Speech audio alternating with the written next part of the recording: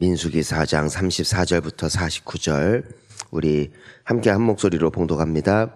모세와 아론과 회중의 지도자들이 고앗 자손들을 그 종족과 조상의 가문에 따라 계수하니 30세부터 50세까지 회막에서 복무하고 봉사할 모든 자 곧 그 종족대로 계수된 자가 2750명이니 이는 모세와 아론이 여호와께서 모세에게 명령하신 대로 회막에서 종사하는 고앗인의 모든 종족 중 계수된 자이니라.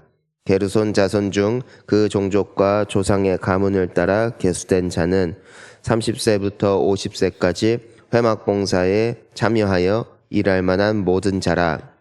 그 종족과 조상의 가문을 따라 계수된 자는 2630명이니 이는 모세와 아론이 여호와의 명령대로 회막에서 종사하는 게르손 자손의 모든 종족 중 계수된 자니라. 므라리 자손의 종족 중 그 종족과 조상의 가문을 따라 계수된 자는 30세부터 50세까지 회막에서 복무하고 봉사할 모든 자라. 그 종족을 따라 계수된 자는 3200명이니 이는 모세와 아론이 여호와께서 모세에게 명령하신 대로 종족 중 계수된 자니라. 모세와 아론과 이스라엘 지휘관들이 레위인을 그 종족과 조상의 가문에 따라 다 계수하니 30세부터 50세까지 회막 봉사와 매는 일에 참여하여 일할 만한 모든 자 곧 그 계수된 자는 8580명이라. 그들이 할 일과 짐 매는 일을 따라 모세에게 계수되었으니 모세에게 명령하신 대로 그들이 계수되었더라. 아멘. 할렐루야. 이 구약 성경에서 이 민수기 그러니까 모세 오경 중에 이제 네 번째 책인데 사실 이 민수기라는 이름 자체가 굉장히 독특한 것 같아요. 민족을 센 것을 기록한 책, 그러니까 이 책 전체가 숫자만 세다가 끝나는 것은 아니지만 대부분의 내용이 이 인구수를 조사하는데 할애되고 있습니다. 오늘 우리가 34절부터 이제 49절까지 보더라도 그 레위의 세 아들들의 이름을 딴 고앗 자손, 게르손 자손, 그리고 므라리 자손의 그 인구수를 조사하는 것을 볼 수 있게 됩니다. 우리 34절을 보면은 그래서 그러니까 이게 계속 반복돼요. 34절부터 37절까지가 이제 고앗 자손이고 이제 38절부터 41절이 게르손 그리고 42절부터 45절까지가 이제는 므라리 이렇게 계수를 하고 있는데 내용이 거의 비슷하게 반복이 됩니다. 근데 우리가 그 가운데 좀 독특한 반복되는 표현들 중에 우리가 주목할 내용이 몇 가지가 있는 것 같아요. 우리 34절을 보면은 모세와 아론과 회중의 지도자들이 고앗 자손들을 그 종족과 조상의 가문에 따라 뭐 했대요? 계수했다. 왜 인구수를 셌을까? 사실 우리가 이 인구수를 조사했던 유명한 내용 중에 또 하나가 있는데 다름 아닌 다윗이 그 백성들을 계수했던 때입니다. 다윗이 노년에 인구수를 조사를 했어요. 그러니까 똑같이 계수했거든요. 근데 하나님께서 다윗의 행위 때문에 진노하십니다. 왜 네가 백성들의 숫자를 세고 있느냐. 그래서 다윗이 굉장히 큰 심판을 받아요. 다윗이 저지른 큰 죄악이 두 가지가 성경에 기록되어 있는데 하나가 밧세바 사건 우리가 잘 알고 있는 두 번째가 인구수 조사했던 겁니다. 그만큼 인구수를 조사한 것에 대해서 하나님께서 다윗에게 진노하셨어요. 근데 여기서 모세와 아론 그리고 회중의 지도자들이 계수를 했다. 근데 이것에 대해서는 문제가 없단 말입니다. 왜 이들은 계수를 했고 왜 문제가 없을까? 우리가 잠깐 37절로 가보면은요. 이런 말씀이 있죠. 이는 모세와 아론이 여호와께서 모세에게 뭐 했대요? 명령하신 대로 회막에서 종사하는 고하딘의 모든 종족 중 계수된 자이니라. 그러니까 모세와 아론과 이 회중의 지도자들이 인구수를 조사한 것은 그들이 단순히 한번 우리 몇 명인가 숫자를 세볼까라는 취지와 목적이 아니라 어디에 있었다라는 것이에요. 여호와께서 명령하신 대로였다. 그러니까 하나님께서 명령하여 계수한 것이지 내가 계수를 하고 싶어 계수한 게 아니다. 우리가 이번 주일에도 함께 나누었지만 가장 신앙에 있어서 기본기가 무엇이죠? 하나님의 말씀에 순종할 줄 아는 겸손말입니다. 이것이 모세가 사실상 광야에서 40년 동안 받았던 훈련이에요. 모세는 이스라엘 사람들을 구원하고 싶었어요. 그래서 그의 나이가 40세가 되었을 때에 애굽 병사가 자신의 형제들 중에 한 사람을 치는 것을 보고 그를 때려 죽이면서 속으로 생각했죠. 이들이 드디어 나를 지도자로 인정해 줄 때가 왔구나. 모세는 인생의 타이밍, 하나님의 구원의 타이밍을 스스로가 정한 것이죠. 하나님께서 나를 통해서 이스라엘을 구원해 주실 거야 라는 믿음, 거기까지는 너무 좋은 것이죠. 하지만 그 타이밍, 그 방법을 스스로가 잡은 거예요. 하나님께서는 40년간 그 타이밍을 늦추시죠. 하나님의 계획과 하나님의 타이밍. 그 애굽 병사를 한 사람을 죽였다. 너가 살인을 했다. 그것 때문에 하나님께서 진노하시는 것이 아니죠. 네가 왜 임의대로 하느냐. 네가 왜 나의 명령을 기다리지 못하느냐.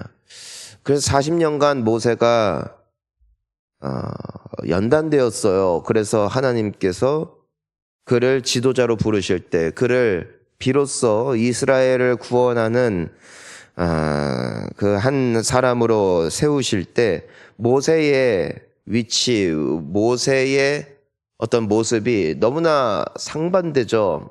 하나님께서 하라면 하고요. 하나님이 멈추라면 멈추시죠.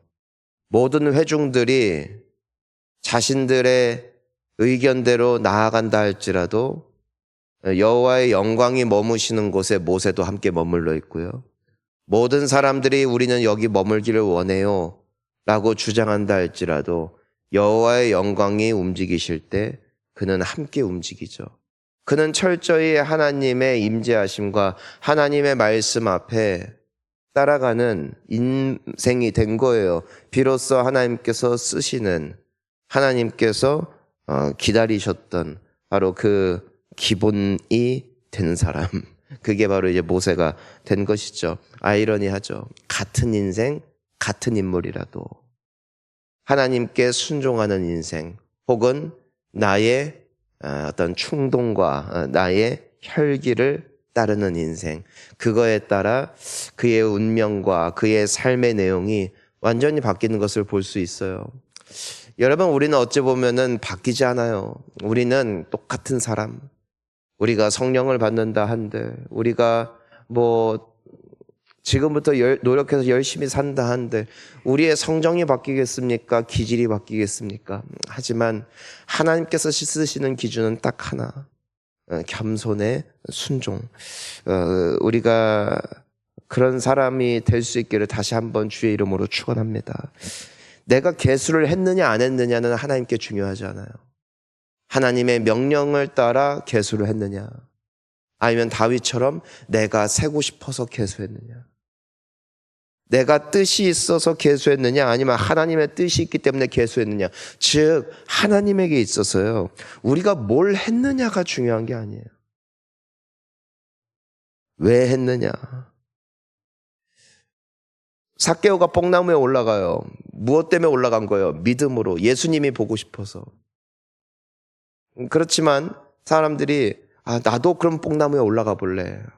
삭개오도 뽕나무 올라가서 예수님을 만났으니까 그러면 나도 그냥 뽕나무 올라가 봐야지. 그래서 만약에 우리가 이스라엘의 성지순례를 가서 삭개오가 올랐다는 뽕나무, 그 전설의 뽕나무에 한번 올라가면은 거기서 성령을 받느냐? 전혀 그렇지 않아요. 뽕나무에 올라간 행위가 삭개오로 하여금 예수님을 만나게 한 것이 아니라 예수님을 향한 믿음으로 말미암은 행위였기 때문에 그 행위로 말미암아 그가 예수님을 만나는 것이죠. 여러분, 우리가 기도하는 행위가 중요해요. 하지만 무엇으로 기도하느냐, 내가 믿음으로 기도할 때 그 기도에 능력이 있는 것이죠. 착한 것이 선한 게 아니에요. 하나님이 명령하신 것을 준행한 것이 선이에요. 내가 무엇을 했느냐가 선이 아니에요. 비록 사람들이 박수 쳤다 할지라도 하나님께서 말씀하시지 않은 것을 함으로 사람들이 그 도덕적인 기준을 가지고 칭찬한다면 그건 하나님 앞에 선이 되지 못해요. 하지만 남들이 눈살을 찌푸렸다 할지라도 그 행동이 내가 하나님을 사랑하고 하나님을 의지하고 하나님의 말씀을 따르는 것이라면은 하나님은 여러분 우리 모두를 향하여 박수를 치는 분이십니다. 무엇을 했느냐를 보지 마시고 믿음을 따라가시고 남들이 무엇을 어떤 길을 가느냐를 보지 마시고 하나님이 무엇을 말씀하시는가를 볼 줄 아는 우리의 시야가 회복돼야 될 줄 믿습니다. 그래서 계수를 한 거예요. 그것이 다윗과 모세의 적어도 차별점임을 오늘 우리가 볼 수 있어요. 자, 계수를 하는데 하나님께서 말씀하신 계수하는 인원은 명확했습니다. 우리 35절 한번 읽어볼까요? 30세부터 50세까지 회막에서 복무하고 봉사할 모든 자, 36절이요. 곧 그 종족대로 계수된 자가 2750명이다. 예, 모든 사람들을 계수한 것이 아니라 어떤 사람들을 계수했냐면은 그 자손별로 30세부터 50세까지. 근데 그 30세부터 50세 그것도 모든 사람들을 센 것이 아니라 어떤 사람들을 센 거예요? 회막에서 복무하고 봉사할 모든 사람들이에요. 우리가 오늘 한번 보기를 원하는 것은 이 30세부터 50세까지예요. 왜 10대는 안 되는가? 그건 왜 20대는 안 되는가? 자, 그렇다면 왜 60대는 안 되는가? 70대는 안 되는가 말입니다. 우리는 물론 이 숫자를 오늘 우리에게 정확하게 대입할 필요는 없어요. 당시에 사람들이 살았던 기대 수명도 달랐고요. 그리고 그때 당시의 문화와 다르니까요.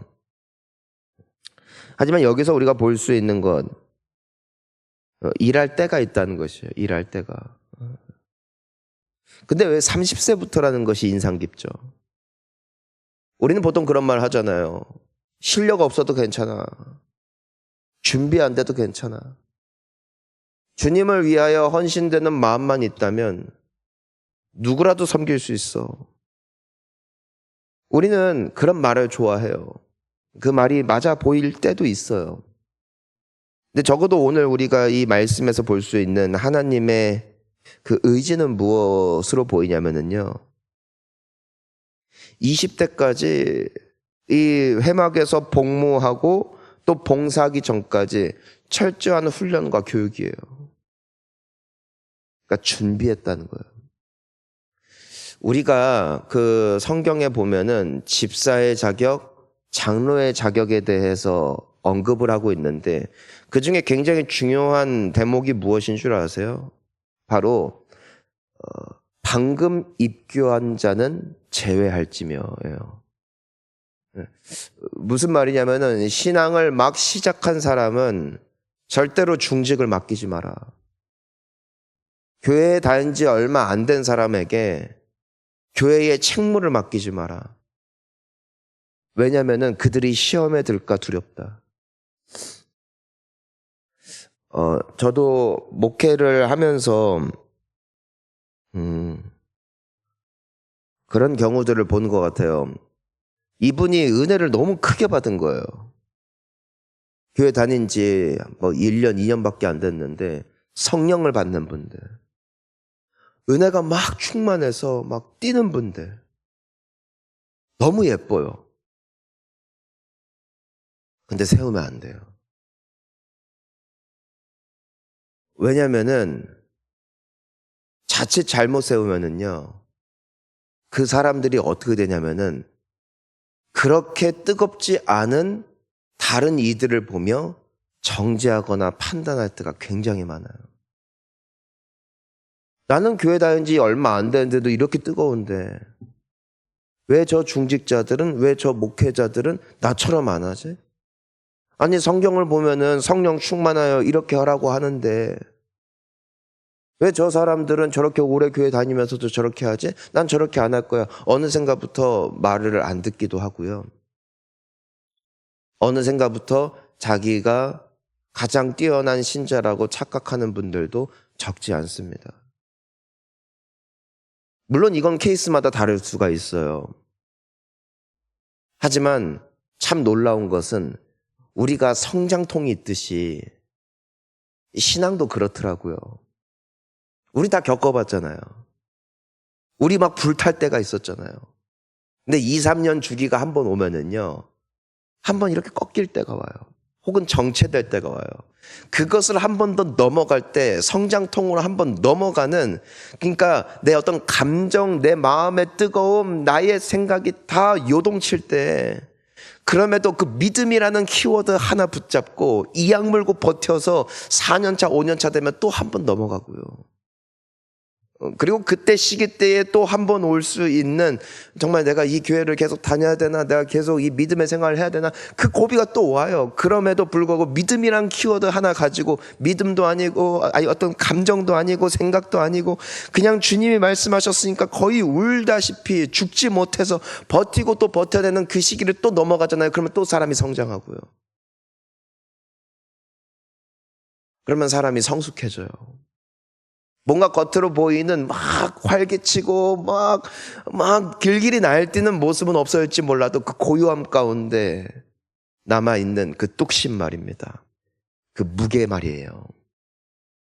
작은 일에 일희일비했던 옛 모습은 어느샌가 사라지고 큰 풍랑이 찾아와도 우직하게 서 있는 등대같이 묵묵하게 신앙생활 해나가기까지는요, 그 모든 과정들이 필요하거든요. 그때 비로소 맡길 수 있죠.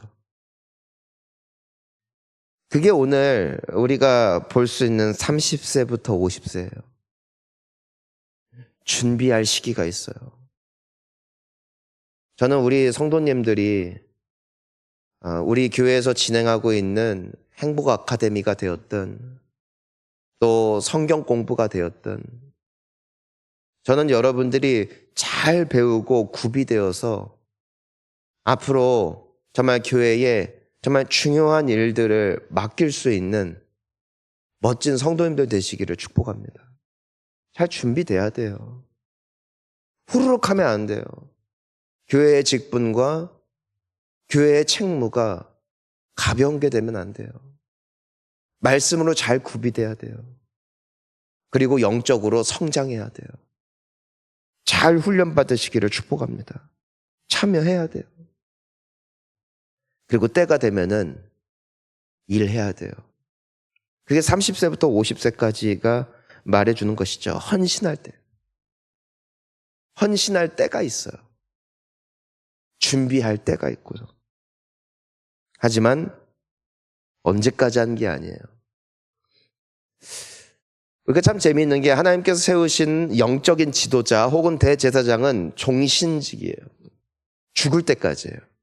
우리가 엘리 제사장, 대제사장이죠. 혹은 사무엘 같이 어떤 그런 영적 지도자들은, 엘리야, 엘리사, 이런 분들은 마지막까지 주님 앞에 헌신한 사람들. 이건 아무나 하는 게 아니에요. 하지만 모든 다른 그 외에 하나님께서 맡기신 일들을 하는 사람들은 정년제예요. 때가 되면 멈춰요. 그게 50세까지예요. 60대부터 하지 말아라, 그 말이 아니라 당시에 그랬다는 거예요. 때가 되면 뭐 했어요? 이들도 은퇴를 했어요. 최선을 다하여 섬길 때가 있고요. 그리고 때가 되었을 때 명예롭게 은퇴할 수 있는 것. 이것이 하나님께서 만드신 제도였고 하나님께서 베푸신 은혜였어요. 우리는 조금 은퇴가 늦죠. 요즘에는 이제 기대 수명이 많이 늘어났으니까요. 우리는 보통 60대까지 일하고 70대가 되면 이제 은퇴를 합니다. 아직 60대까지 계신 분들, 이제 막 60대신 분들 10년만 고생 더 합시다. 열심히 주님을 위해서 봉사하다가 은퇴하잖아요. 우리는 그들을 박수 쳐주는 거예요. 이것이 하나님께서 우리 인생에게 주신 귀한 선물이에요. 사랑하는 성도님 여러분, 아직 섬길 수 있을 때입니까? 아직 일하는 때입니까?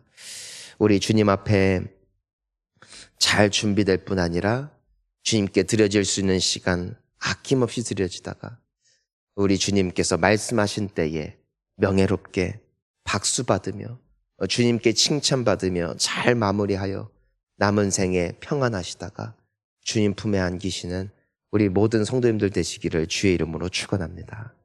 오늘 하루도 내가 무엇을 했느냐에 가치를 두지 마시고 주님이 말씀하신 삶을 주님의 영광을 위해서 또한 드려지는 삶을 잘 살아내어 우리 주님 앞에 영광 돌리는 우리 모든 주의 백성들 되시기를 축복합니다. 함께 기도하시겠습니다.